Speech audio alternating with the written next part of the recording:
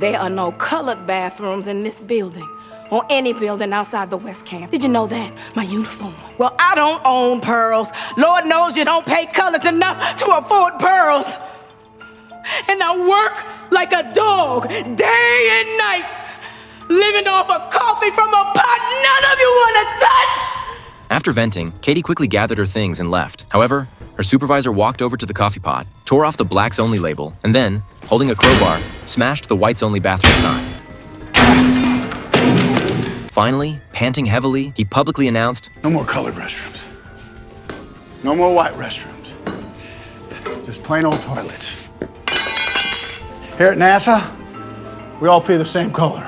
Just yesterday, when Katie made herself a cup of coffee, her white colleagues instantly gave her the side eye. The next day, when she returned to the company, she discovered an additional coffee pot with a blatantly labeled blacks only sign. It wasn't just a coffee pot. Even the company's restrooms were for white people only. Whenever she needed to use the restroom, she had to clutch her documents and sprint to the blacks only bathroom miles away. After anxiously finishing her business, Katie didn't dare to linger and jogged all the way back to her workstation. Her colleagues cast disdainful looks at her, but Katie had long grown accustomed to it. Because of the restroom situation, she didn't dare to drink too much water. Despite this, Katie still worked late into the night. The data she had painstakingly calculated was tossed aside by her supervisor because this was NASA, and even a slight delay would render it invalid. A colleague brought over documents and asked Katie to precisely calculate the data. Seeing the dense black lines on the papers, she bluntly stated that the documents were useless. However, the colleague began to ramble on, implying that there was no shortage of computational talent here. Hearing this, Katie was filled with indignation but still held back and accepted the documents.